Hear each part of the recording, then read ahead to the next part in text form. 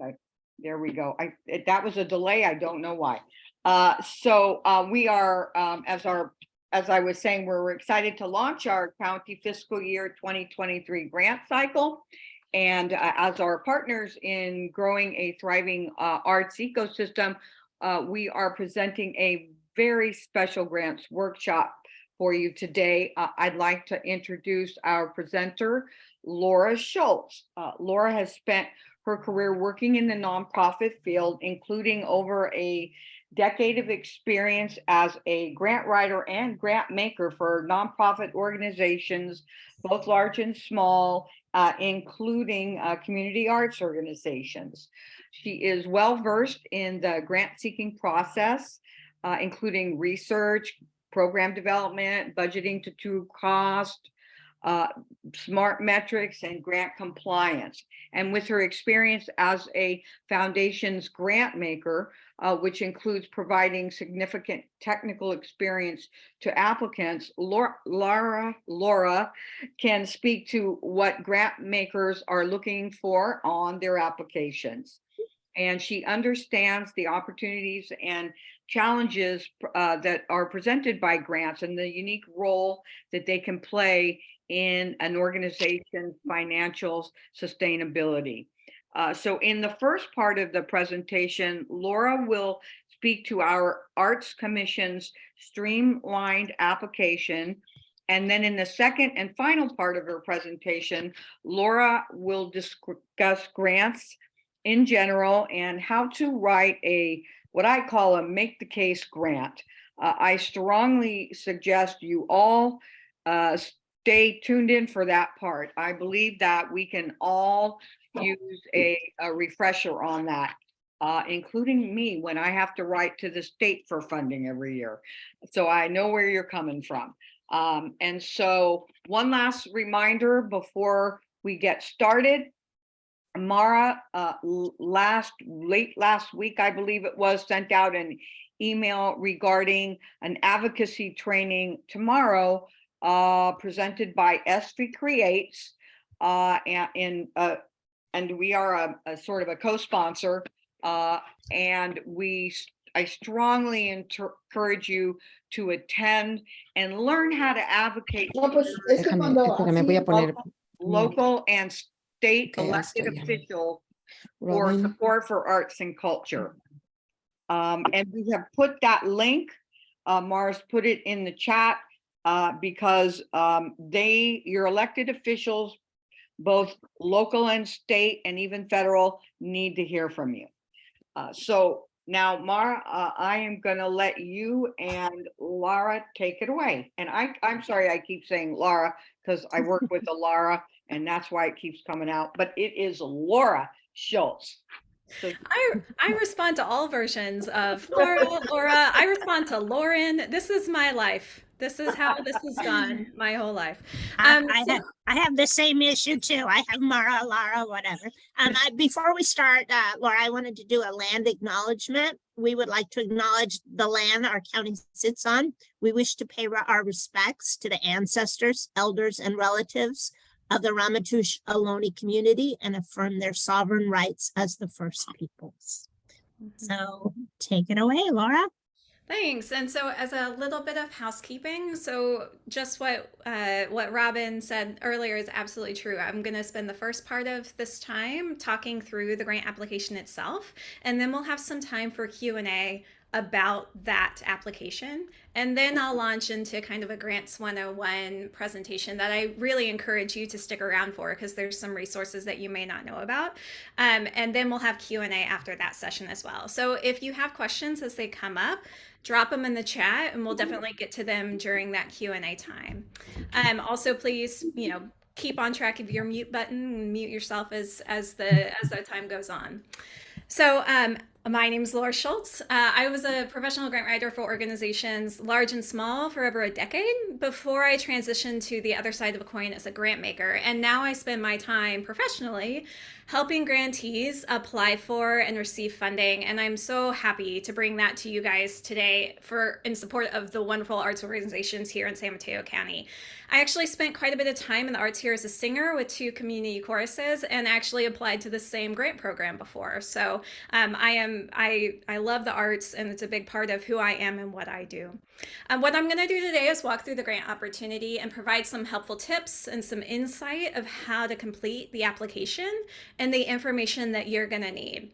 If after watching this you have additional questions, please do not hesitate to reach out to Robin or Mara, and they're more than happy to help you. This webinar is also being recorded, so come back to it when you're working on your grant application, and it'll be helpful to reference the material as you go along. So as of March 6th, the new streamlined grant application will be available on the Office of Arts and Culture website. I believe the link was included in the email announcing this event.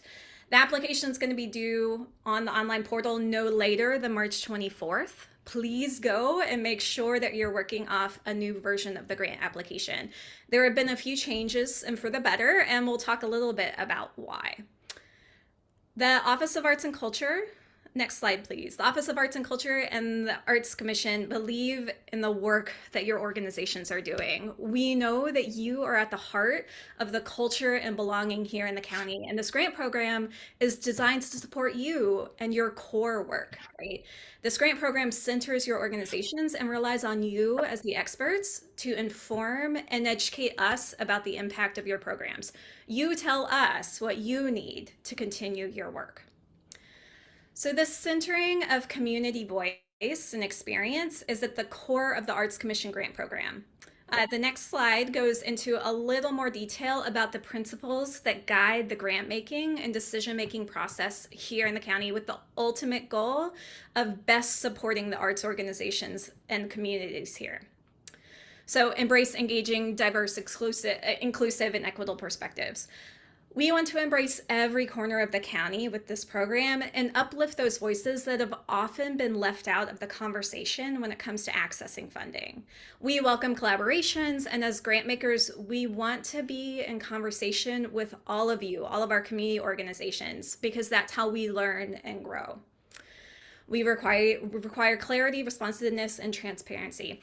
So transparency is an important part of trust-based or community-centered grant making. By being as clear as possible about how we make grants, and by fostering open and trusting conversations with you, we can help break down the silos between our work, between funder and grantee. Design a streamlined online application. So during the pandemic, the Office of Arts and Culture took the opportunity to reevaluate the previous grant application from before the pandemic and dive deeply into what the review panel and the Arts Commission really need to make a decision. This has led to a simplified application process with fewer questions that you can answer that can help best communicate the impact of your work. And then this last one is about your peer readers, how the grant is administered. So all grant applications are first reviewed by county staff, and that's ensured to, 1, make sure you're eligible, and 2, to make sure that you provided all of the information and the documents that are required, right? Then after that, safety check, the proposals are evaluated by the review panel. It's a team with people with strong ties to the arts, but who are not necessarily local in San Mateo County. They come from all arts backgrounds, including visual and performing and literary arts, and the panel makes recommendations for the funding, and then the final decision about grants are made by the Arts Commission. So speaking of eligibility, let's dive into who is eligible for this round of grants. You must be an arts or cultural organization located in or serving residents in our county. You must be a 501c3 or fiscally sponsored nonprofit organization in operation for over a year, and you must have a budget under $1 million. So this budget number refers to your current operational budget for this fiscal year. please do pay attention to these. They're fairly self-explanatory, but I do want to point out the location requirement. So your organization might be located outside of San Mateo County, but you have programs that are local here in the county. You might be local in the county, but you might serve the Bay Area as a whole.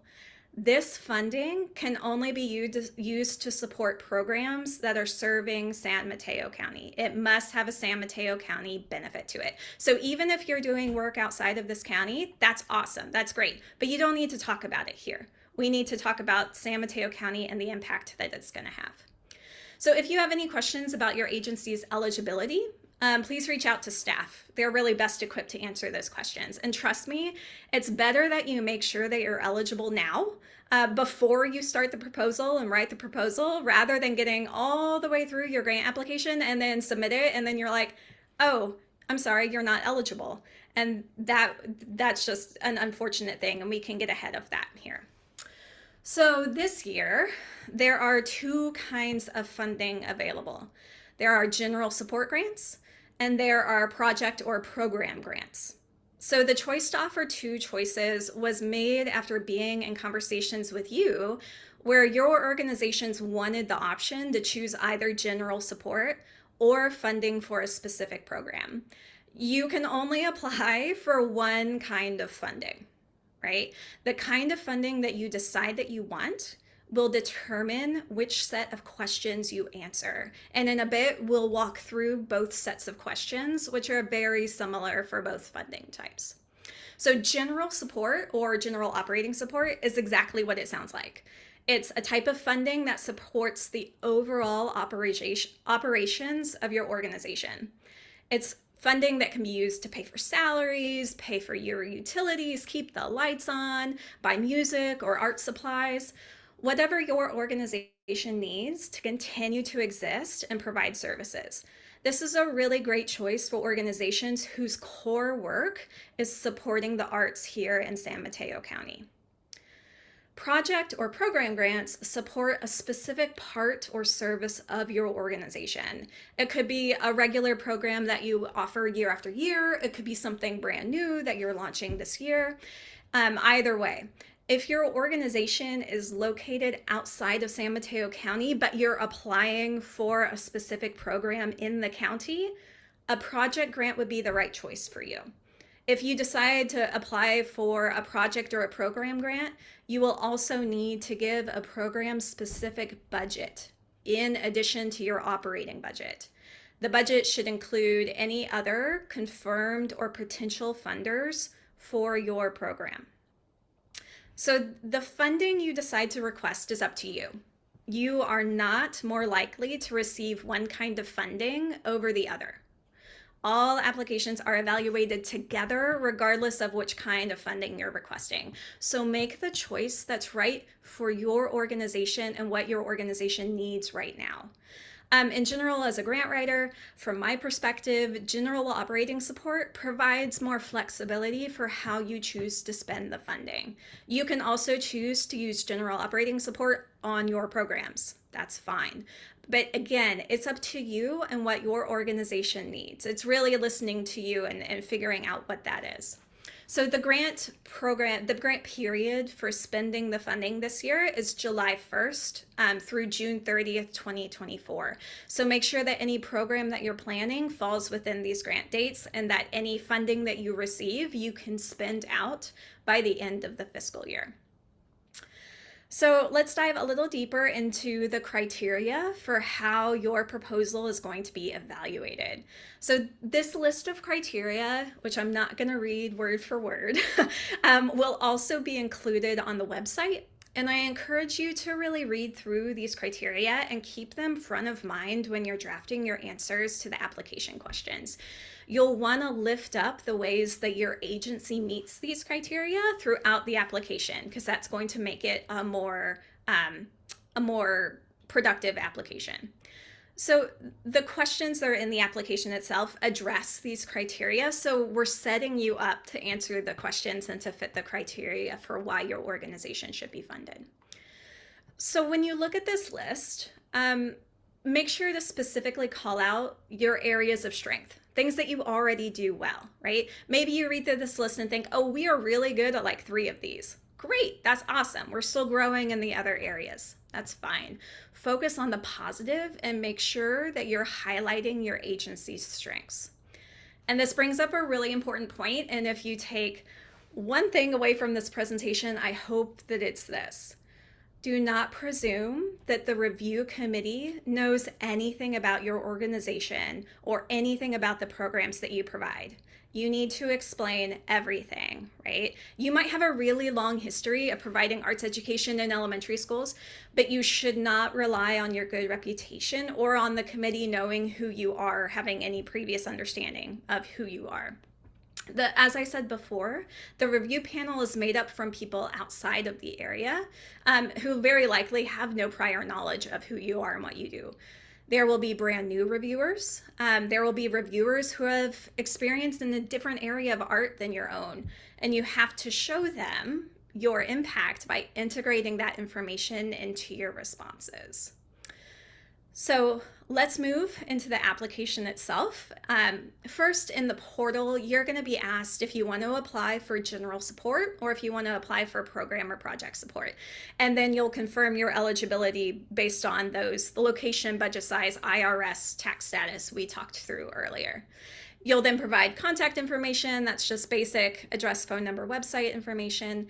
You will also need the date your organization was founded, as well as the tax ID number for your organization or your fiscal sponsor. If you are a volunteer completing this on behalf of an organization, you might need to ask the board secretary or a staff contact or similar to provide you the answers to those specific questions. Everyone, regardless of what kind of funding you're requesting, will answer the questions on this slide. And each question has a character count. We do not need super long flowy things. They have a character count to keep our ideas pretty tight. I highly recommend copying all of these proposal questions into a Word document or a Google Doc, and that'll make it easier to draft and edit. Make sure you're within the character limits, right? It's best to type out all of your responses, and then when they're final, just copy and paste them into the response fields on the form.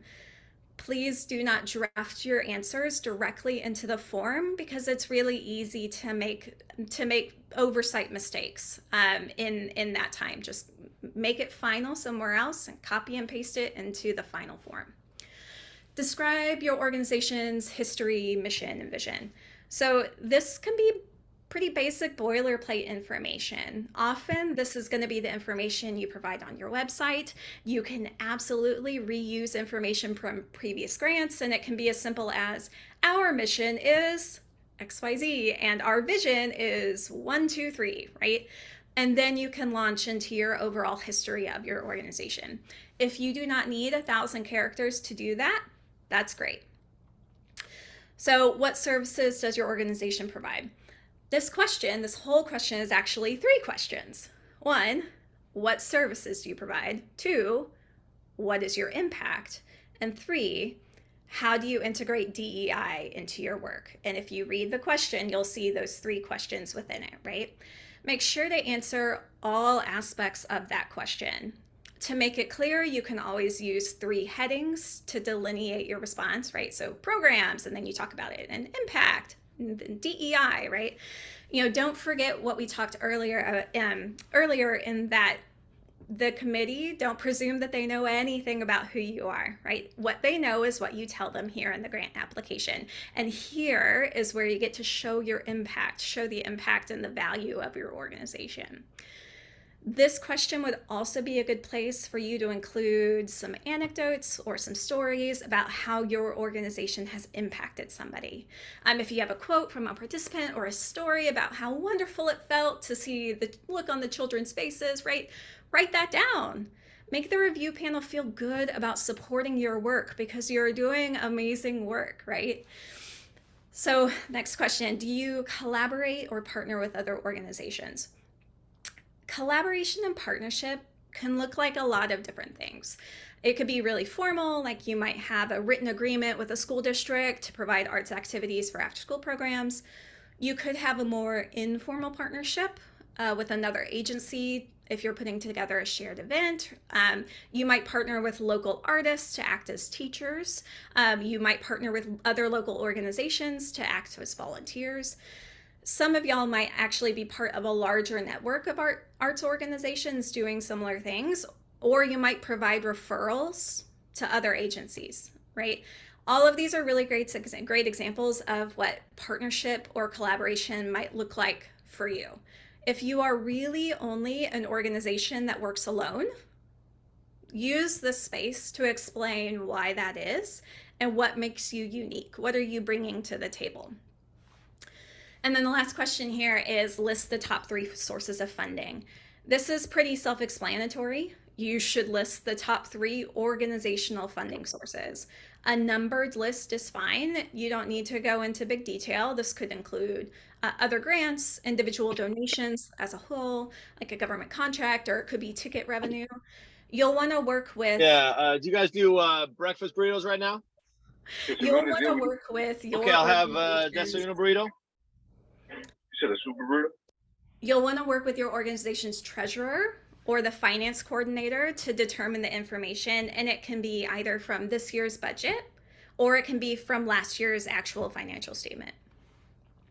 So moving on to the general support narrative, this is where things are going to change a little bit if you're applying for general support. And if you notice, there's also character requirements here to be aware of. So these are your questions. What are your 3 most urgent organizational concerns? Because organizational support will provide funding for all of your agency's work, the Commission wants to understand more about the challenges and the opportunities facing your organization. This could include, like for most of us, the effects of COVID on your programs, lost revenue, staffing turnover, or it could be your fully volunteer run. List whatever is your organization's top 3, and then provide some explanation about how a general support grant will help alleviate some of these concerns, right? How it'll help you address these concerns, how it'll help you reach your goals for the upcoming year. So these next 2 questions are also on the program or project specific grant. So we're going to talk about them here and nobody zone out because this applies to everyone. Briefly describe the demographics of the population you serve. So here is where you can make the case for the way your organization supports people and arts here in San Mateo County. And that's one of the areas of criteria for evaluation. You'll want to include the basic demographics, and that could be estimates or generalizations. Not every organization collects specific demographic data about their constituents, either their members or their audience. If you have it, for sure include it. But if you don't, you might be able to say something like, we serve children at 12 elementary schools throughout the county, right? That also is telling some information about who you're serving and why. Make sure you provide numbers, if you have them, for how many people are impacted by your programs each year. So, and if you estimate, try to provide as much detail as possible. Like, we host 12 concerts a year with about 300 people at audience members at each concert. 1,000 characters is really not very long, so it's okay to be brief. How do you engage community members, including those with lived experiences? So again, this question is on the program or project support application as well. The Arts Council and the Office of Arts and Culture are really interested in expanding access to the arts, and as well as lifting up the voices of residents and artists that are traditionally underrepresented or under-resourced. So this question is all about understanding what your audience and what the community wants and needs from your arts program. How does your organization think about designing programs to make sure they're as accessible and as inclusive as possible? How does your agency listen and learn from your existing audiences to help guide future events or programs? So this could include collaborating with other organizations to co-design projects, right? So like if you are working with arts in a school, working with the teachers to help get their insights into how to design a program, how to run the program, what they need from the program. It could be something as simple as collecting audience or participant surveys, right? To learn more about what the communities you serve want and how you can meet their needs, right? So moving to the project program specific grant questions, 2 of them will look familiar.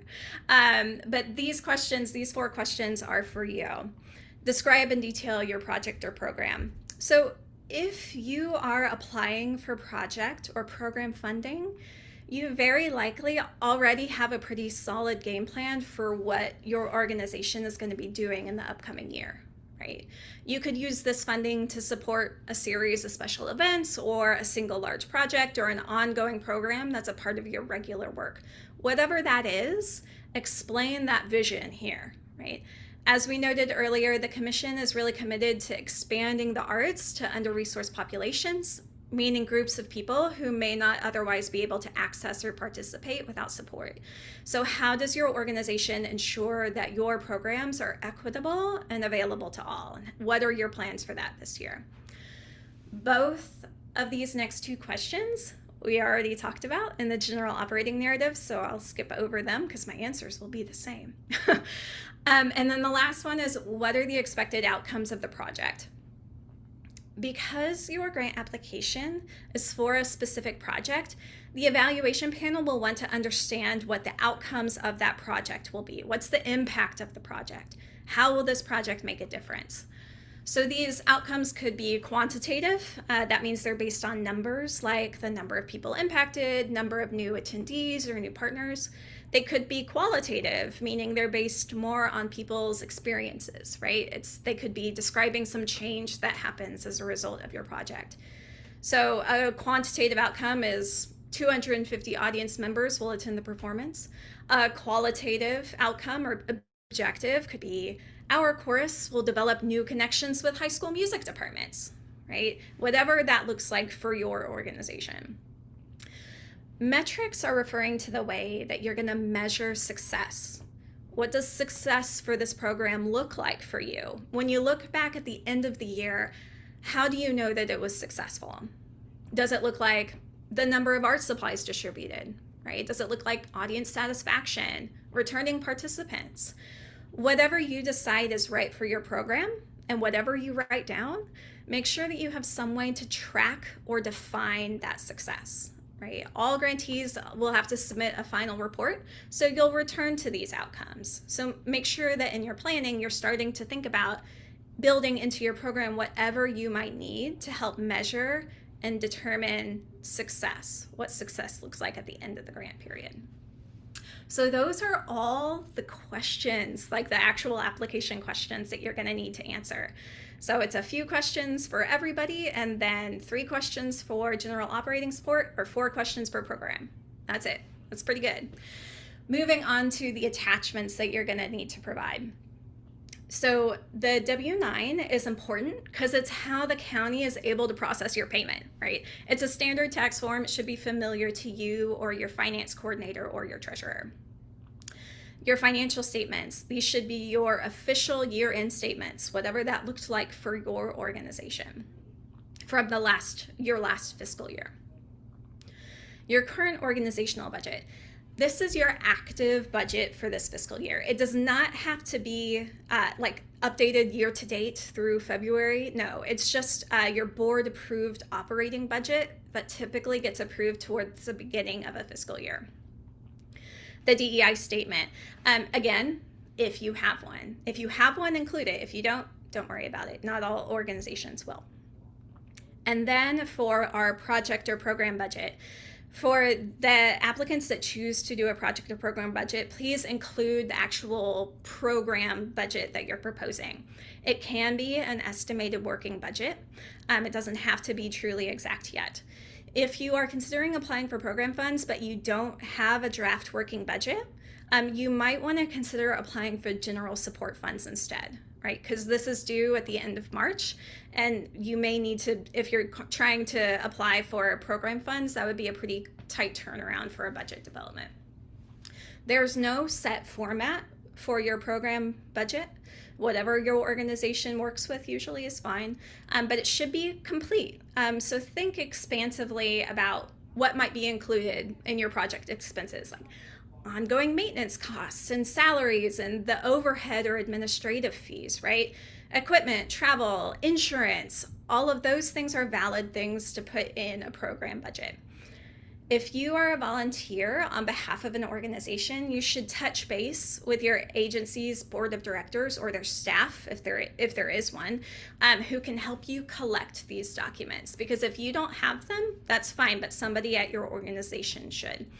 If you have questions about the attachments, staff are happy to help, but please don't wait to reach out to them until March 23rd, because responses will be more quickly sooner rather than later. We don't want any last minute issues or anything like that.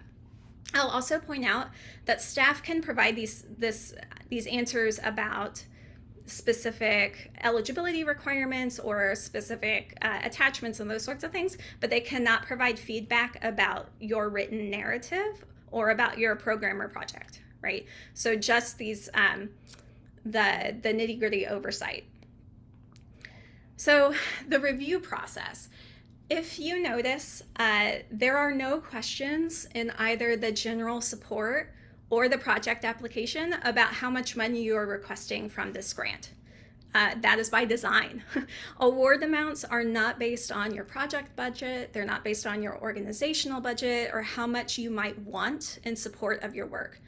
So the Arts Commission has around, I think, $200,000 to give out this year, and awards are usually in the $4,000 to $8,000 range. The amount you receive is determined by how you score during the panel review phase. That is why I continue to emphasize how important it is to think about this as being a brand new vision for introducing your organization to the panel. Right? The commission tries to fund as many organizations as possible, which is why there's no set award amount per agency. The rubrics that are used by the review panel are based on those criteria that we looked at earlier.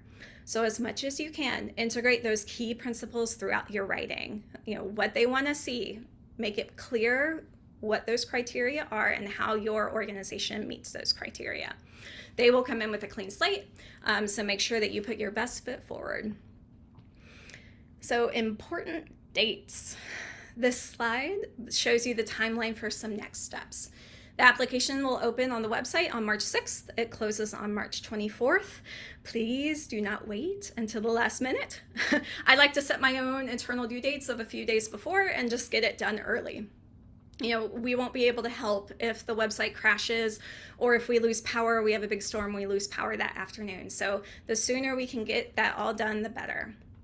Grants will be reviewed in April, with final decisions communicated via email in May. And the grant term is July 1st through June 30th, July 1st, 2023 through June 30th, 2024. If you are awarded, there will also be a final report, it's pretty short, due on June 30th, 2024. So make sure that you get that put on your calendar as well. And that is the proposal. Hooray! I am happy to answer any questions. I know Robin and Mara are also happy to jump in if there's some logistical things too. Robin. Myself. I just was going to add one thing we didn't have in that last slide, Laura, is you probably want to know when that check will come. So you will be notified at the end of May, and like the third weekish, the county finance department will cut checks at the very end of May, early June, and they do take about 2 weeks to process. When we say here's Masterworks Corral W-9 for X amount of dollars, takes about 2 weeks and give or take, and you can obviously, even though the grant period is technically July 1, you can cash a check and go to town. Even though it's still June. So that was just all I wanted to throw out there. Awesome. Great feedback. And I also saw in the chat, Mara, that you had said that W-9s, this is important, listen, the W-9s need to be signed in blue ink. Blue Yeah. ink or the county controller, he's a meanie weenie and he will, he'll just bounce it back to Mara. Yeah, they have to, and they have to be current. Don't give me one that's 2 years old. Yeah, They need to yeah. be current, signed and dated in blue ink. I also put the link to the Office of Arts Culture, the grants program. So you'll find all the information there, including the PDF with the questions. You can find those there. All the criteria is there. So I put that in the chat. And then when this is all over, I'm going to send you a follow-up email. I will have links. The grant application is through the Common Grants portal. And I will have links. It doesn't open till March 6th, so you can apply. So I will send on March 6th the links that will open that date. And the final report is due on June 30th, 2024. And you must get that in or you're not going to be eligible for a report in the following 2025 grant cycle. So the grant reports, as Laura said, it's not a long grant report, but we do need them. It's taxpayers' dollars, and I have to share them with the supervisors. So they are important to your future funding from the Office of Arts and Culture and the Commission. There's a question about the current grant year. So current, sorry, Patricia, I misread. Now yeah. she read, yes, so those were already turned in. Those were already due December They're done. 31st. Everybody but one organization did that. So yeah, you. Any other questions though? I'm looking in the chat. I don't see any other questions. Yeah, I'm gonna see if I can share this next slide deck. Okay, so thank y'all so much, and thanks Robin and Mara for that information, the additional information that you provided. As somebody who has applied to quite a few government grant programs, I love how generally easy, shorter, accessible this grant program is. It's a very, y'all are so lucky. It's a wonderful thing for your agencies. A very feasible grant application, very feasible reporting structure, and governments are not always like that. So 3 cheers for the San Mateo County Arts Commission and Office of Arts and Culture, because it's wonderful. Thank y'all for doing that. So in addition to talking through the grant application and providing some information about that process, I also wanted to spend a little time today talking about grant basics, including what your organization is going to need to be ready to receive grants, some information about how to find them, where to look, and some general tips and tricks about how to apply for them, and the structures that I put in place as a grant writer that I think are really helpful for other grant writers and other volunteers as well who are trying to put together a grant application. So just really basically, grants are a type of funding structure that are usually time-bound. They usually serve a specific purpose. They're typically from organizational entities like governments or foundations or from corporations. Grants very often include some sort of general budget oversight. They usually have a measure of impact, like we were talking about what outcomes, what metrics, what success looks like for your organization. They tend to be different from other types of fundraising or development, which include sponsorships, direct mail, individual donations, tickets, because grants are a great way to fill some holes in your budget. But those other types of funding tend to be more flexible and less time restricted, right? So ideally, grants are a part of your fundraising plan from year to year, but grants are likely not the only way your organization pays for your work. So sorry. Grants also take a different kind of skill set than something like individual donations or sponsorships. Those are often based on relationships or stewardship of people. Grant writing is much more about project management, right? I don't even say grant writing is about being a good writer. No, grant writing is about being organized and being able to write down your thoughts in a compelling way about the impact of your work. So when you're thinking about applying for grants or even looking for grants, it's really best to start with an understanding of the things that you and your organization will need to be ready to find and write and receive a grant. First of all, and probably most obviously, you'll need a grant writer. You'll need the project manager of who's gonna, get all of the things working together. This person might have some experience writing, but they don't have to be an accomplished novelist, right? One of the most important qualities in a grant writer is being able to be organized and be a forward thinker, right? So looking at the list of questions, looking at the requirements, and being the one to make sure that all of the moving pieces are on track so that your organization is ready to submit. You'll also want to make sure that there's support from your organization to submit a grant application.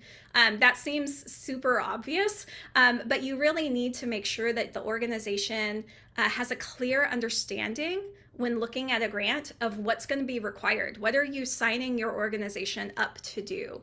What's the time frame? What's the restriction? And certainly any financial impact, right? As a grant writer, I like to make sure that I have leadership buy-in from my organization before I pursue a grant, and try to make sure that I have approval for the final copy before I submit anything. So when I say organization, I don't mean like a whole big staff, right? I just mean it could be the board of directors, it could be your executive director, or like a music director or an artistic director for an organization, somebody who has a vision for what the organization will be doing in the coming year to make sure that that's aligned with the grant application. Despite popular opinion, a grant writer does not need to have all the answers themselves. As I said before, a grant writer is also a project manager. They need to know where to get the answers from the people in their organization who know the most about a topic, right? So you don't have to be the expert about finance or marketing or anything like that. You need your treasurer, your board treasurer, or your finance coordinator, or your program manager, right? The people who have the expertise and the knowledge. The writer does not have to be the person who holds all of the information in their brain.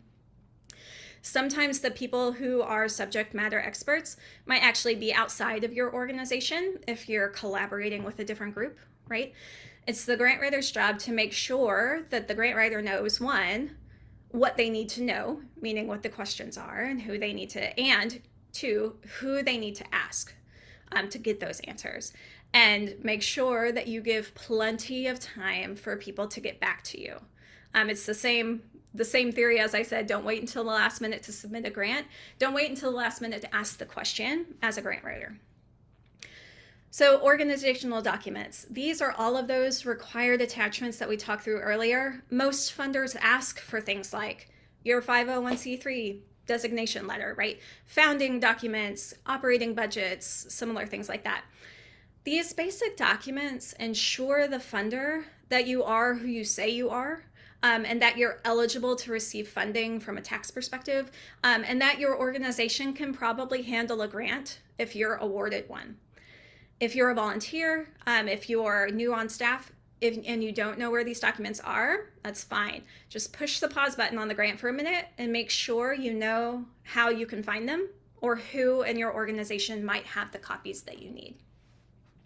So, financial tracking. One of the things that sets grants apart from other sponsorships or other kinds of fundraising is that usually grant dollars have some kind of financial tracking. Financial tracking means that you and your organization will need to report back to the funder at the end of the grant with how you spent their funding. I will note, and Robin and Mara can correct me if I'm wrong, but that's one of the good things about the Arts Commission grants is that they don't have a financial reporting requirement, which means you don't have to track their funding to say how you spent it, exactly down to the dollar how you spent it.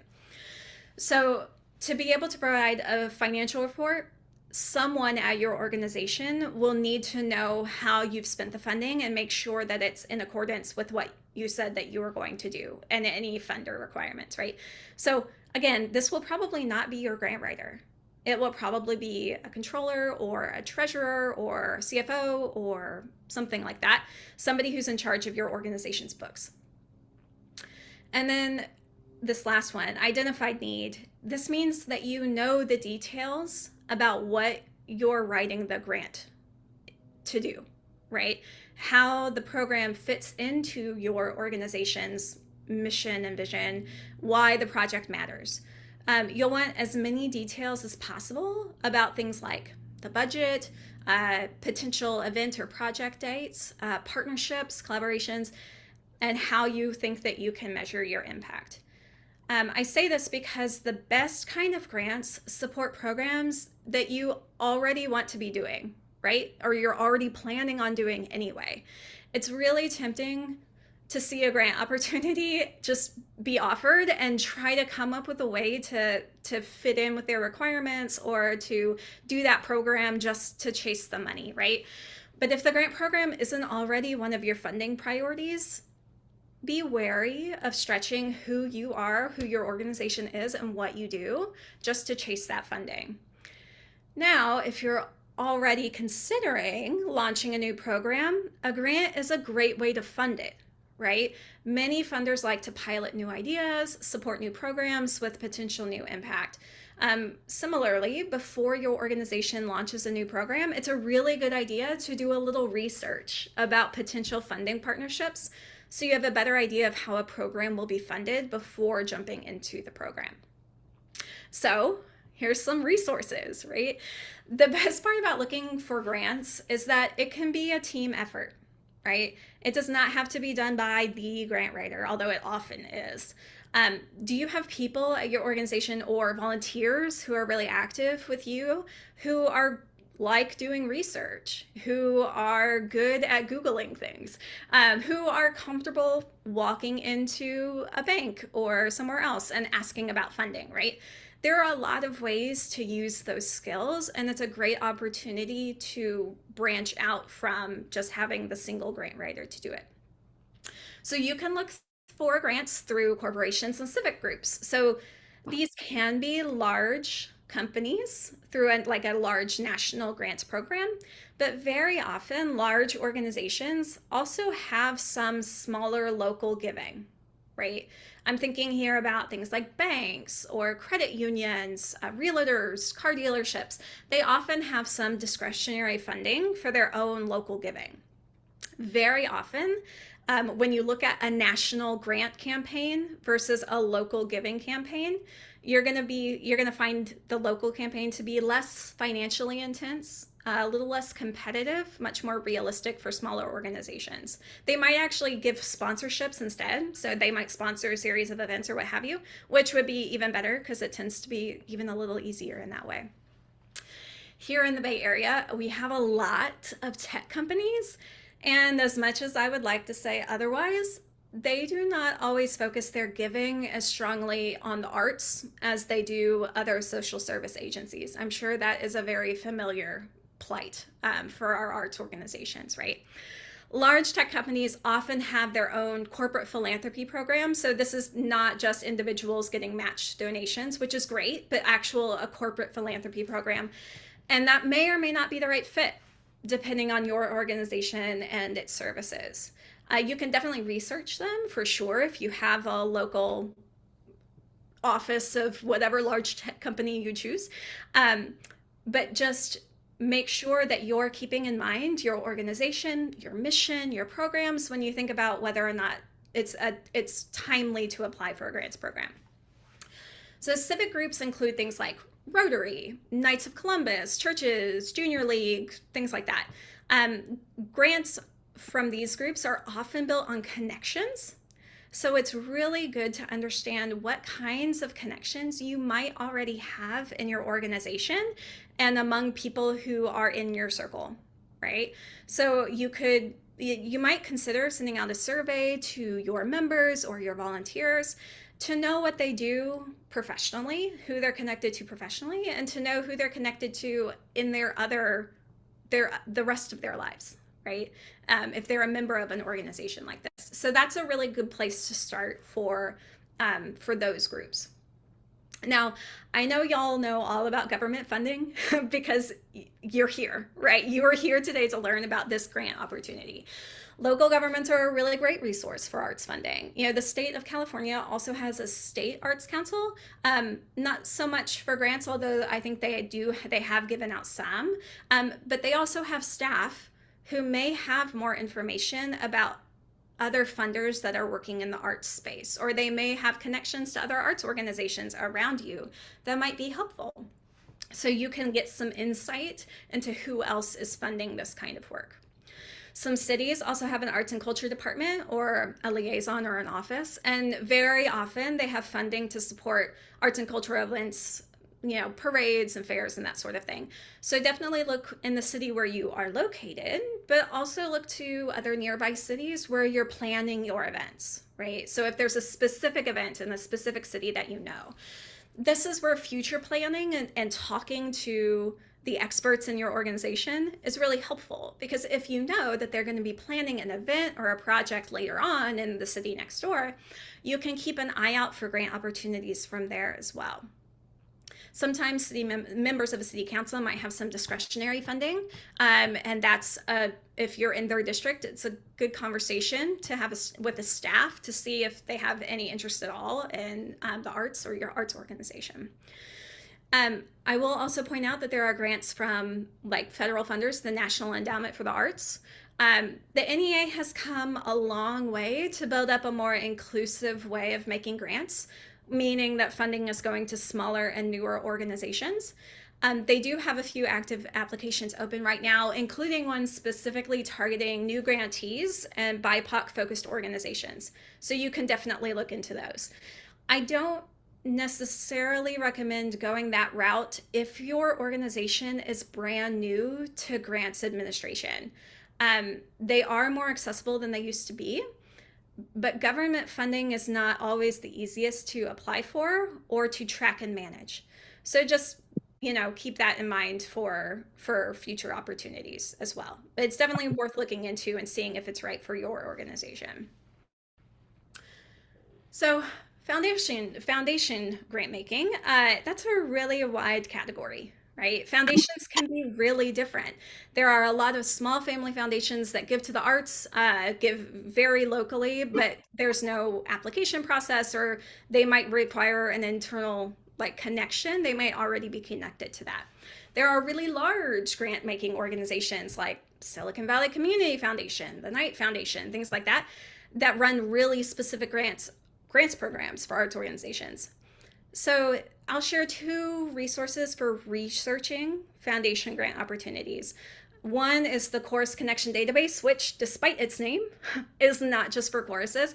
It does a really good job of providing detailed and up-to-date list by state, by region, and nationally.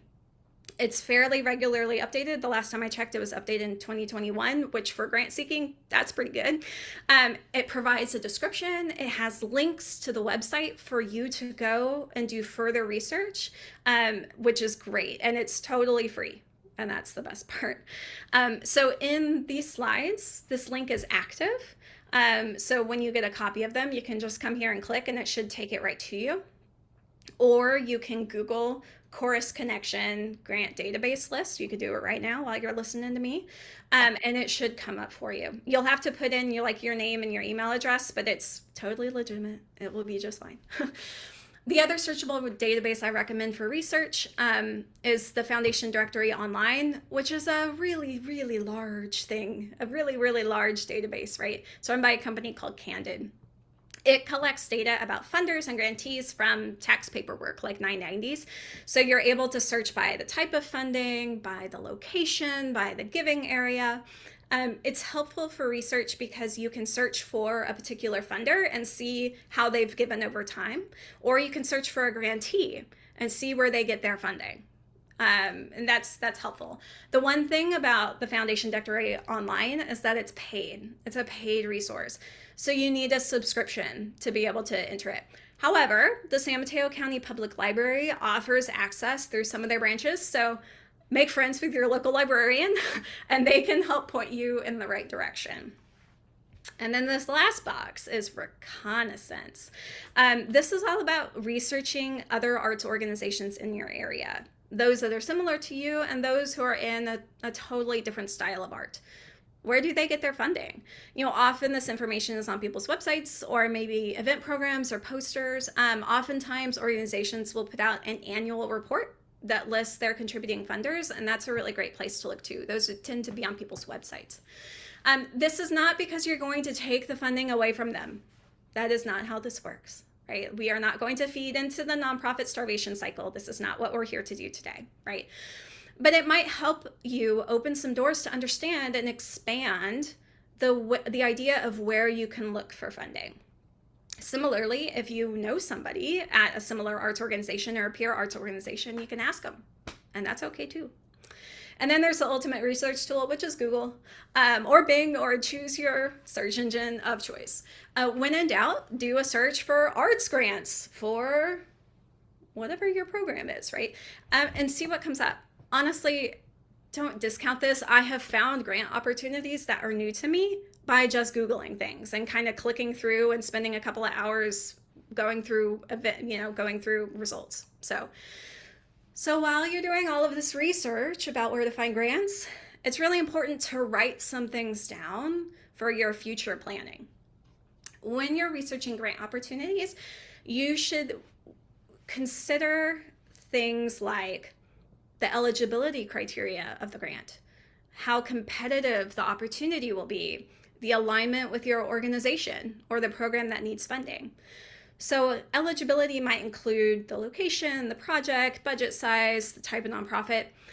Competitiveness is a little harder to gauge sometimes, but I usually look into the size of the grants that they usually give and how many they give each year.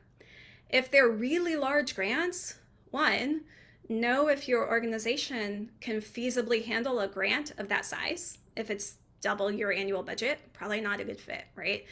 And 2, know that very large grants are likely to be more competitive than a grant maker that gives out a lot of small grants, right? And then program alignment is about reading into the funder's funding priorities, right? Why do they give money? Why do they do what they do? Read about that, learn about that, and make sure that your work fits with the goals of why they give out money, what they like to support.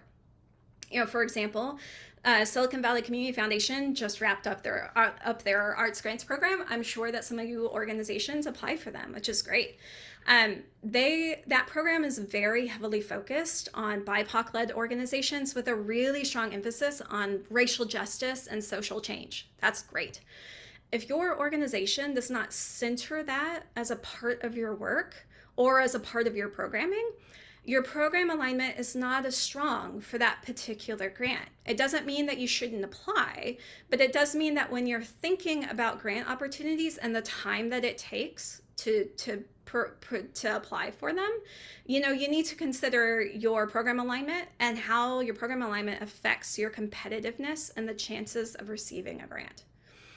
So when you're doing this research, it's really helpful to put together, if something seems feasible, put together a really brief profile of a funder, right?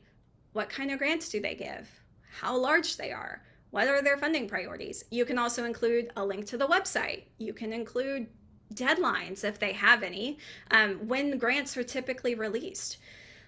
Why I say that you should do this when you're putting in the hours of effort to searching for grants is that you might come across an opportunity that's closed right now, right? Or that's not a fit for this year, but you think it's going to be a fit in a future year.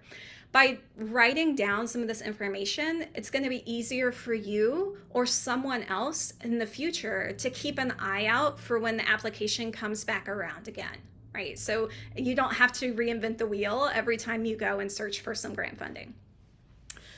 Once you identify a grant opportunity that you think you want to pursue, a little more fully than just kind of a funding overview, it's important to give some more detail and review that opportunity with your organization's leadership team, whatever that means for your organization. It could be the board or your executive director or your volunteer board or what have you. Things that you should include to talk about here Are any metrics you need to track, right? Is it realistic that your organization can do that? Any budget requirements, like is there a template that you have to use, or any limits on how much you can request? The grant term and how that fits with your program timeline. Robin just said, hey, we technically start this grant term in July, but it's totally okay if you go ahead and get started in June. Not all funders are like that, right? So if there's something specific about the funder's timeline, make sure that your program can either adjust into it if feasible, or two, maybe hold off, right? Any reporting requirements. So this kind of goes along with tracking, right? Sometimes, especially with a lot of government funding sources, the grant reporting and tracking takes up so much time that there's really not enough money to make it worthwhile, right? Those are the things that need to be considered when you're deciding to apply for a grant, when you're putting in the effort and the time into applying. So then, calendar and planning, right? Make sure that you or someone at your organization is keeping a handle on any good fit grant opportunities come up. Like, for example, did you know that the Arts Commission was releasing this grant opportunity before you got the email? Would you have thought to look into it if you hadn't gotten an email and be like, oh, they usually do that about this time of every year, right? It's really helpful to know what's coming down the pipeline so that you have enough time to put together an application. Now, I use like a digital calendar like Google or Outlook that helps this process, right? When I know there's a deadline coming up, I make a calendar event. I'll share it with other people if it needs to be shared. If I know that a funding cycle typically opens up at a certain time every year, I'll actually set a calendar event reminder a year in the future so that I remember, oh, hey, yeah, that opportunity is opening. I should probably do that, right? So it just keeps you on track of staying on top of any updates. Okay, so after all that research, after all the reviewing opportunities, leadership and board, a grant application opens, you're ready to apply. Okay, now what? So as the grant writer or project manager, your first job is to go through the application beginning to end. Make sure that you know all of the deadlines, any informational meetings you can attend, like today, so good job. Checkbox number 1. Make note of any surprises in the application, any new questions, anything that raises a red flag that you think might either take some extra time or attention, or any requirements that might be an issue that you should be aware of sooner rather than later. So make a list of all those required documents that we talked about earlier and start collecting them into a file folder on your computer so that they're ready to upload when you're ready to submit your proposal. If there's anything you have to track down, make a note of who to track down and send your email, right? Do it sooner rather than later. I recommend that the grant writer take all the proposal questions and put it into a word processor like Google Docs or Word, whatever you use, and take a little time at the beginning of the process to get things clear. You know, make sure you have all of your questions. If there's any drop-down menu options, make sure you know what all those options are so that when you draft up your answers, you have everything ready to copy and paste back into application form. So when you're going through the application draft, start to comment or tag who your subject matter expert is that will need to contribute to that question, right? So if you don't know the answer, who is going to be the one that you can call or what have you to get that answer? So you can either email the person with the question and say, how would you answer this? Or you can call them and you can type up your notes from your call, talking through. I really like doing that actually, because you get a better sense of the whole project as a grant writer. Or you can send the actual Word document or Google Doc to them and say, hey, can you answer this question for me? And just have them drop the answers right in there, whatever way works for you. You don't have to have all the answers, but you do need to take all of that information that you get from those subject matter experts, whoever they may be, and make sure it all comes together in one coherent narrative with a mostly consistent voice, right? So it doesn't sound like 12 people were answering this application. It sounds like one person is providing a lot of context for this application, right? You can make this happen by taking someone's answer and reframing it or restating it in your own style. You can make sure that all the verb tenses are the same. Like, that's really helpful. We don't want to switch perspectives or verb, the conjugation that you're using during this. So going from first person to third person. So if you talk about the organization, that's third person. Don't all start saying, I do this. No. Talk when third person or talk in first person. There's no right way. The right way is to be consistent. Regardless, whatever you decide to do, just be consistent throughout. So when you're writing, if your organization has what's called boilerplate information, we talked a little bit about before, that's just the standard language you use when talking about your organization or your programs. If you have it, use it, right? There is no reason to reinvent the wheel for every grant if you're writing about the same thing every time, right? I suggest saving your previous grant applications in some sort of organizational filing system so that you can go back and make sure, one, you're consistent, and two, save some time. If you're a volunteer doing this on behalf of an organization, ask if your organization has submitted any grant applications before, and if you can get a copy. That's going to save you a ton of time, right? Because you'll have some of that boilerplate language already there. Now, I am not saying copy and paste your entire grant application from a previous year into your new year. No, not necessarily. There needs to be some oversight in that. But you can reuse basic language for things that haven't changed, like your mission, your vision, your values, your history. All of that stays the same. The point of grant writing is to not be the most eloquent and long-winded writer in the world, right? Focus on answering the question that they ask in a competent and clear way. Answer the question that is asked. That's what they want to know. So don't get too long-winded in that. If the application allows, use things like formatting to provide some clarity and bring attention to different parts of your application, like bullet points or underline or bold, or even just a different line, right? Sometimes in these online forms, you can't do formatting, and that's okay, but you can usually enter down another line to start a new thought or start a new heading, right? The other thing I'll say about the actual writing part is that it's good to focus on your organization's why, right? Why does this program make a difference? Why do you do what you do? Why are you spending your time filling out this grant application? It's because you care a lot about this organization. So you are the people who are most well suited to answer the why, right?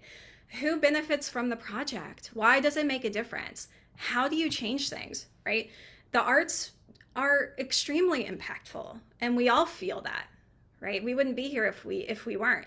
And it doesn't have to be, like we changed this person's health outcome.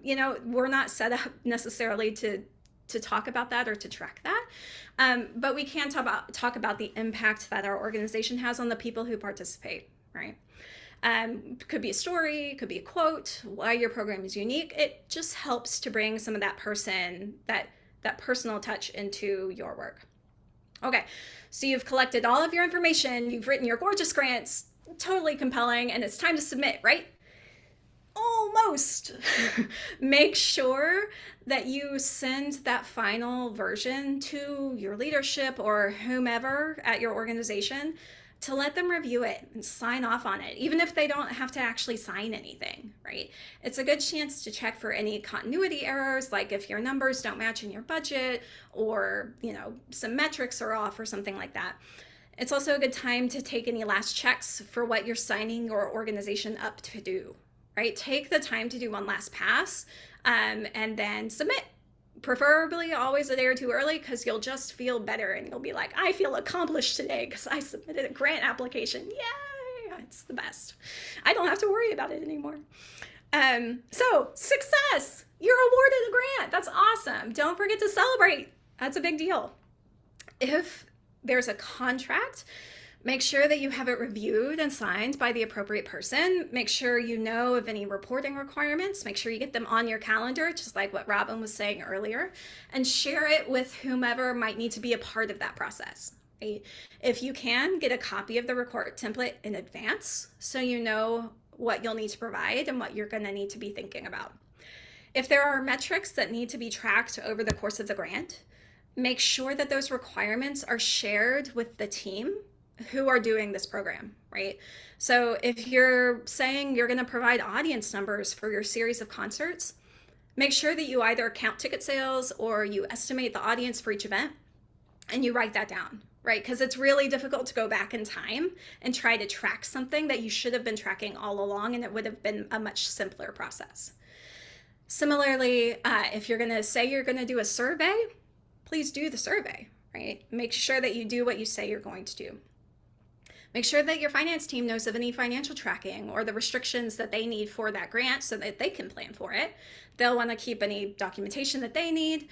Again, the grant writer is likely not the person who is going to be financially tracking this. Make sure the person who is knows. And then a little funder stewardship goes a really long way, right? Send a thank you note, of course. Invite them to visit your work. If they're local, they might say no, but they'll remember that you asked. If there are any particular requirements about acknowledgement, like you have to have their name or their logo on your website or on your programs, make sure that you're following those instructions. And most of all, if you have any issues with your program that might impact the way that you spend the funding, or if the program changes or it gets canceled, or if there are reporting issues, keep your funder in the loop. Make sure you tell them, right? Tell them as it's happening rather than at the end of the grant period.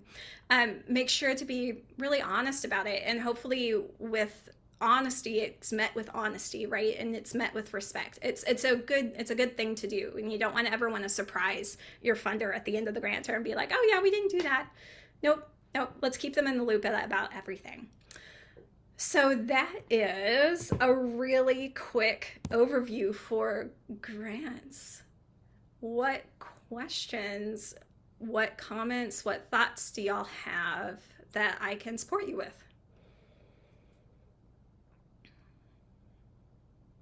Thank y'all for hanging with me, man. It has been a long 75 minutes. I know I did a lot of talking. Thank you, Laura. You did a great job. I'm going to put your email and my email in the chat if people want to reach out to either one of us. Anybody got any questions?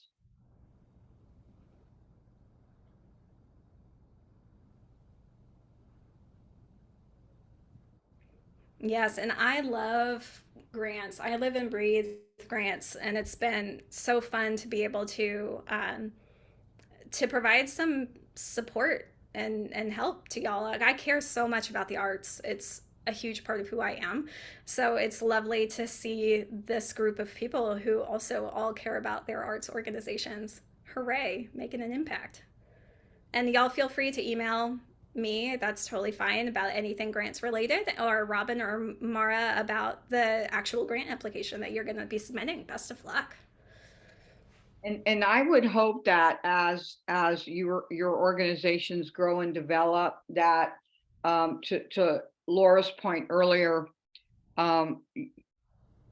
you don't necessarily want boilerplate that can't be tweaked, but you should, the questions, for example, that we are asking in our upcoming grant cycle are pretty standard that you will see from in other funders' applications.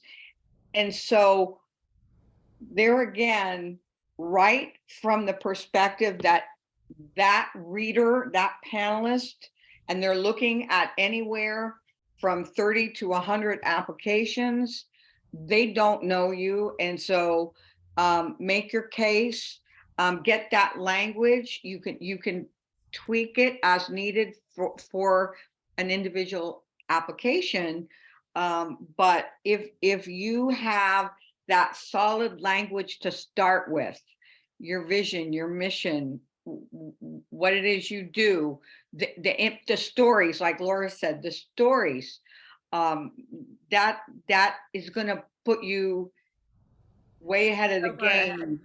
And if you have not already started capturing some of those things, capturing some images, capturing some stories, I encourage you to keep a folder of those things, those stories, that you can use in future marketing, you can use in future grants. Just try to capture them as they come up. If you do a survey and it's somebody writes something really nice on it, drop that in. And it's a really lovely tool to be able to show that impact from the mouths of the people who you support, right? And also, if something fun happens in your organization, and I'm a local funder and you're a local organization, send it to me. Because I can share that. I can share it with the supervisors. I can share it with county communications.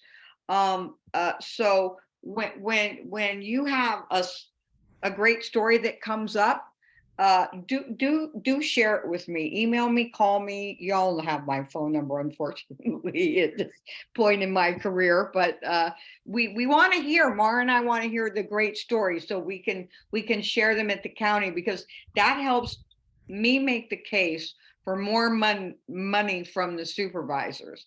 I would also again remind everybody, as I said at the beginning, about the advocacy workshop. You need to reach out to your elected officials. I can only walk up and down the hall in the Board of Supervisors offices so many times before, like, a supervisor, Carol Groom, says to me, okay, now what do you want? So they need to hear from you, their constituents. It's more impactful when you're saying what it is you're doing and how you're benefiting the community. We consider the arts as key to a healthy and vital community, county. And so I again suggest that you sign up for this advocacy workshop tomorrow. There's actually a couple of other advocacy workshops coming up that I will also share with you, but it's important that it's just not the Office of Arts and Culture and Commission that is knocking on the door to get a seat at the table. When the supervisors hear from you, believe me, they listen. And then I get to hear that, oh, so and so told me about like Casa Circulo-Cultural. You know, I hear when they meet with Supervisor Slocum, and Peninsula Ballet meets with Supervisor Groom. So they really do want to hear from you. You're making the case for us to continue our work and our funding to you. Yeah, if there's anybody who needs to know more about the impact of the arts, it's funders, right? It's government, it's all of that. And I will say that just like a grant writer doesn't have to have all of the answers, my little introvert grant writer heart is like, oh, that sounds so scary. It's really not nearly as scary. Being on the other side of the coin, it's not nearly as scary as you think it is. And also, you know, there's a lot of people at your organization that care about your organization, right? It does not have to be you that's walking into these conversations, but if there's somebody needs to be at the table to support the arts. I totally agree with that. I have a question. When we submit our proposals, is it likely that the committee or panel will look at our websites? Yes. Guaranteed. Thank you. Excellent. Yeah. Also, I've done this common grant application in the past, and you're right, they do have boilerplate language. I'm wondering if the panel can bring up those old proposals. No. Okay. Great. We generally, and that's a very simple reason why we generally mix it up. We generally go from people in the greater Bay Area, not San Mateo County centric, so that because it's taxpayers' dollars again, that's your tax dollars that we, the Arts Commission, is granting out. The commissioners are appointed by it's a district appointment. So each supervisor gets to appoint 2 arts commissioners, and so they get a expert review panel reviews and recommends rankings to the commissioners who then meet and discuss and and award the grants on behalf of the supervisor that appointed them, right? So, yes, that it's the commissioners might remember, oh, they got a grant last year or 2 years ago. But in terms of the panel who's actually doing that ranking, are you a top 5 or are you a bottom 1? We mix them up and they won't be panelists that will have had access to your last year's application. Thank you.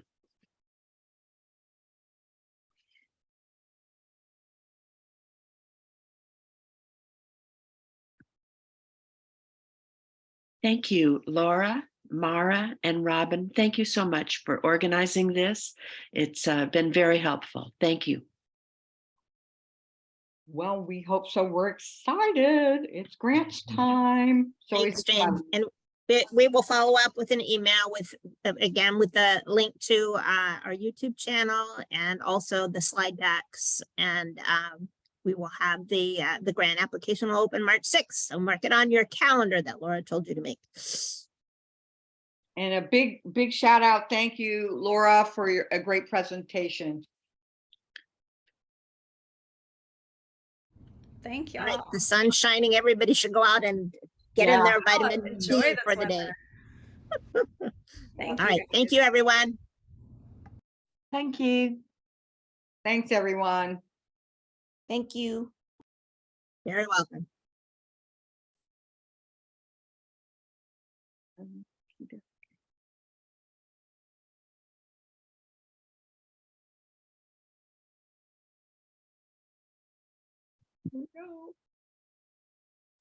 Tracy Finch, say goodbye. I was gonna say we can just end it and then she'll get kicked out. There we go. She's gone. Okay. That's You need to end the recording, Robin. Oh, stop record. Where's my stop recording? There we go.